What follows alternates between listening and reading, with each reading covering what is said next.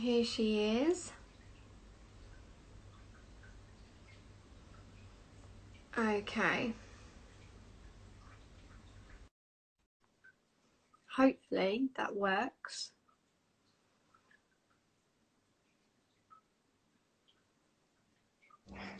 Hi. Hey, lovely, how are you? Good, you? Yeah, good, thank you. Good. So what time is it over there? It's just past 5 p.m. over here. Right, so good morning and good evening then to everyone that watches, 5 I p.m. suppose. Right, so just a quick summary of how this works. I'm going to ask you a few questions, and then this is also going to be recorded and cut and put onto YouTube. Is that okay with you? Yeah, that's fine, girl. Yeah, perfect. So, Yeah. anonymous interviews give survivors the opportunities to tell their story. Some hmm people prefer not to come onto Instagram and speak to me one on one, and therefore it's written up into just a written blog, which I recently done with Letty from Texas.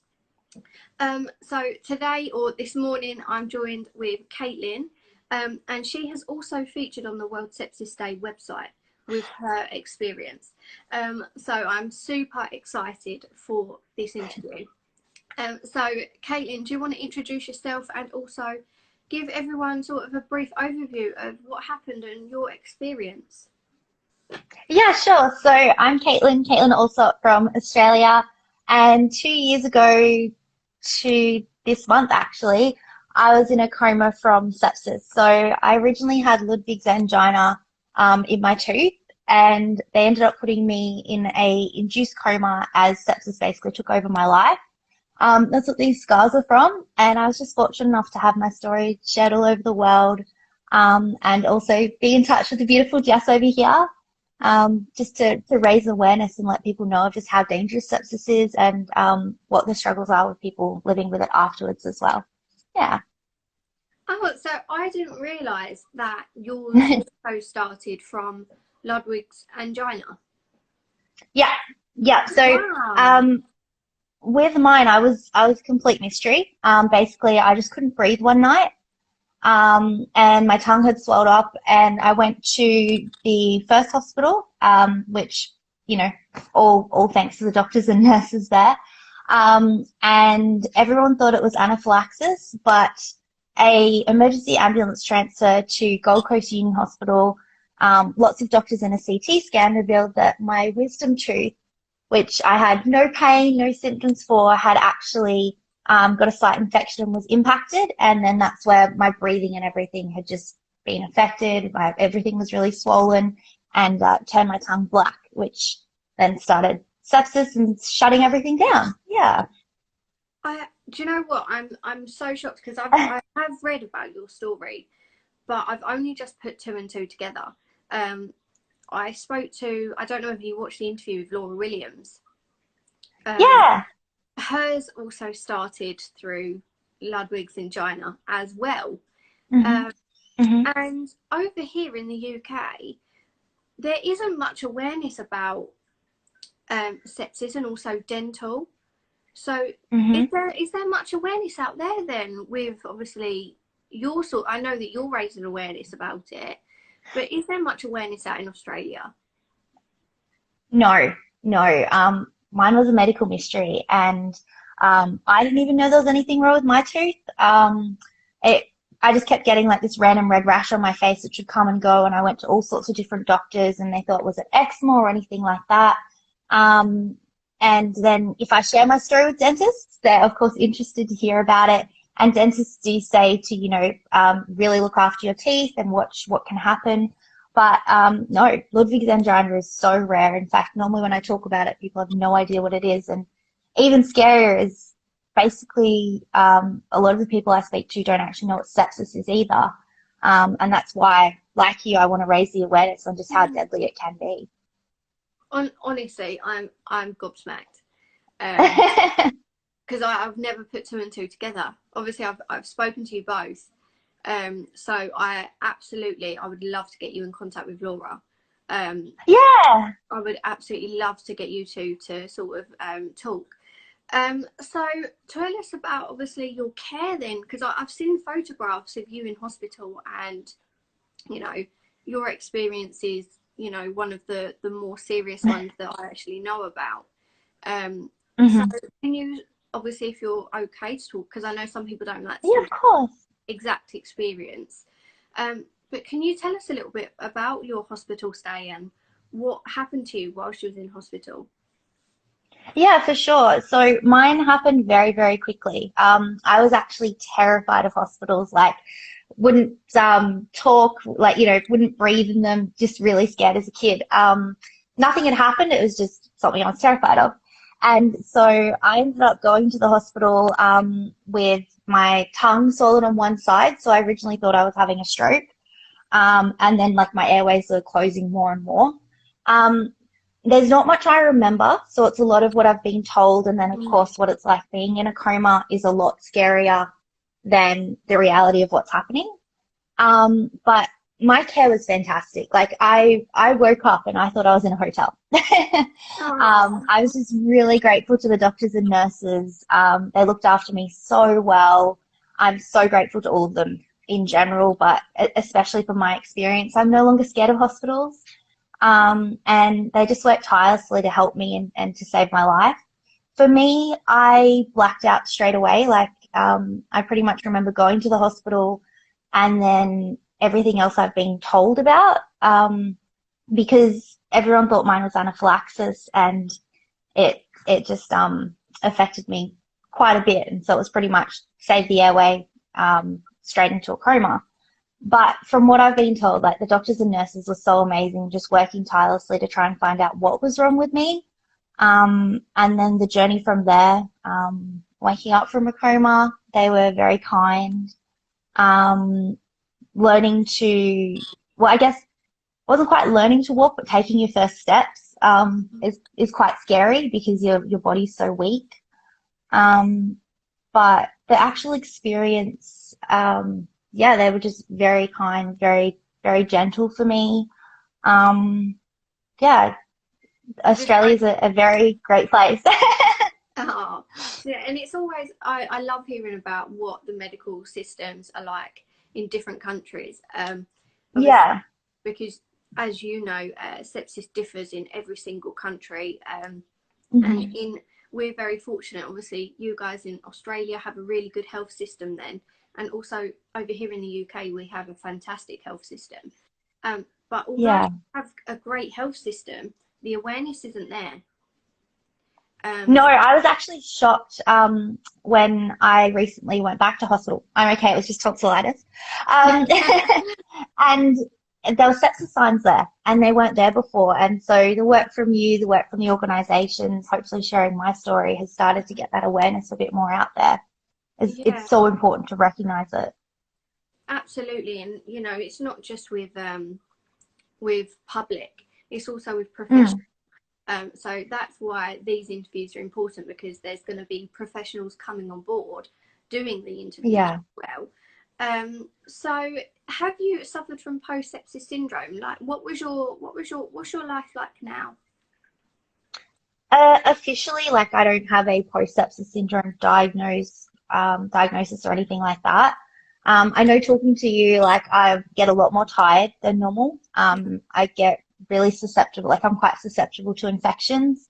The tonsillitis I was talking about was just someone else I knew had a normal flu, um, tonsillitis for someone, and then for me it was like 2 weeks completely out of it, Mm. fevers, everything. So everything does affect me a lot more.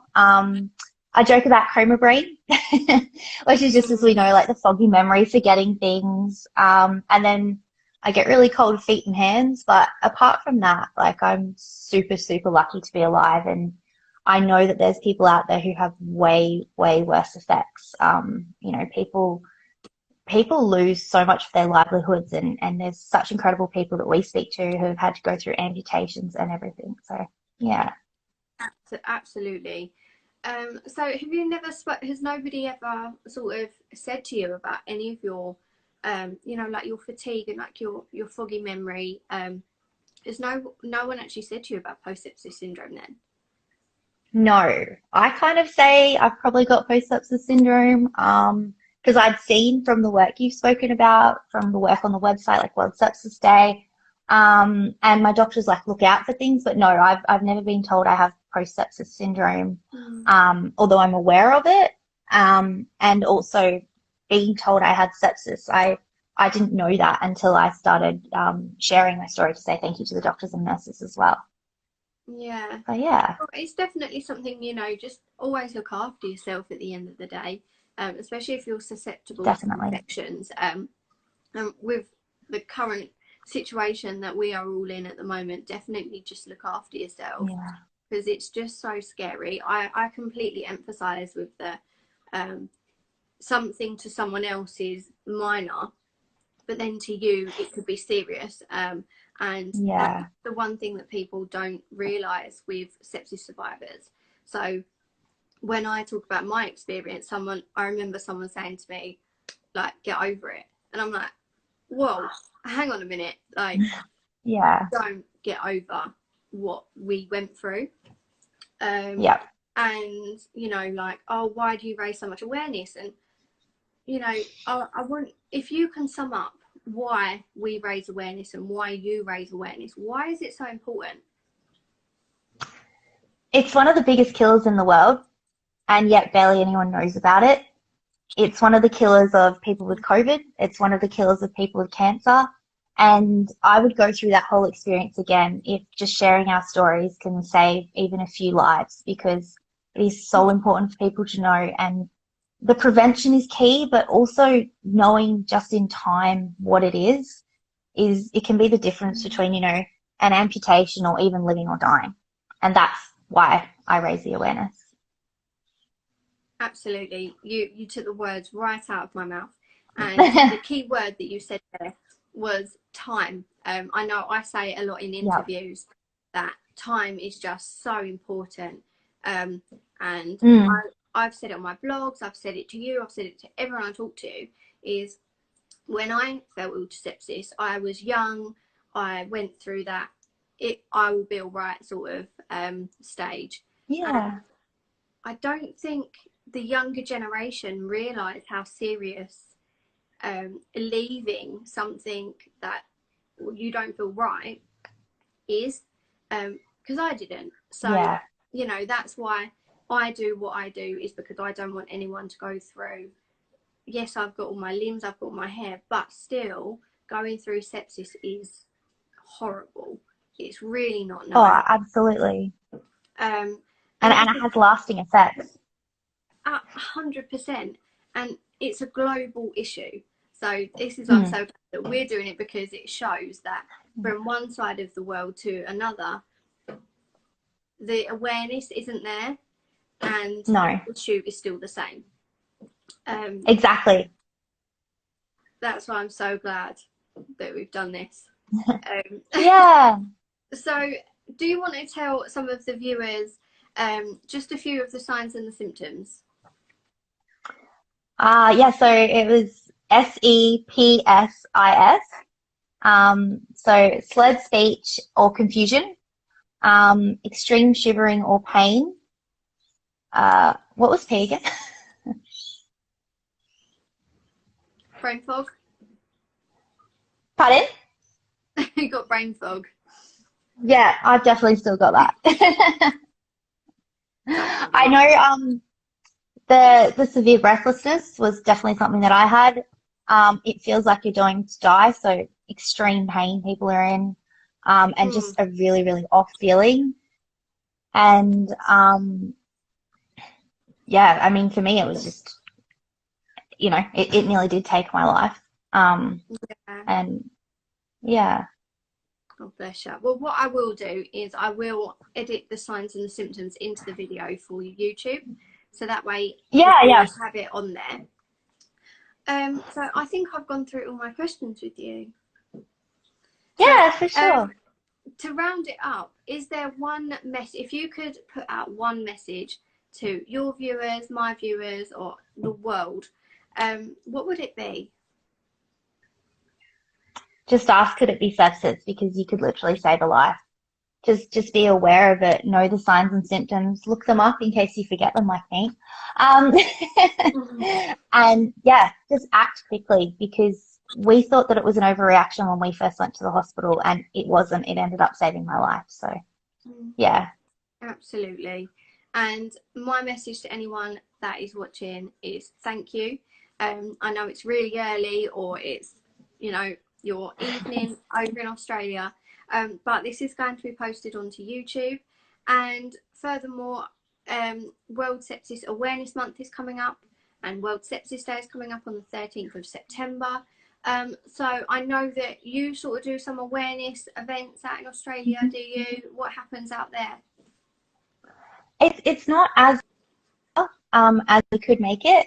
I recently just did a skydive, raising the awareness for sepsis. So it's just something to throw out there, you know, throw yourself out of a plane. But yeah, just get some people together virtually because of COVID, and just learn the symptoms, share the awareness, wear pink for the day, and help us save some lives. Yeah, and you're going to take part in hashtag around the world in 13 days as well. Yeah. Which I cannot wait to edit your bits into the video. Thanks, so beautiful. what I will do, oh, it's amazing. I'm going to share it on the 1st of September, and then so what happens is everyone that's watching, I'm hoping you're all going to share the campaign. It's my campaign. You know, Caitlin's involved, everyone from around the world that has survived sepsis, as many people as I can, I've got involved. So if you want to be involved, please contact either me or Caitlin, and she can pass me on your details. But other than that, I'm going to say good morning, good evening, and thank you for watching. And thank you for taking part. Thank you so much. Caitlin. It's been a pleasure. And thank you for all that you do. No problem. And we'll talk soon anyway. Alrighty. Oh, my lovely. Thank you, and have a good night. You too. Have a great day. Yeah. Take care.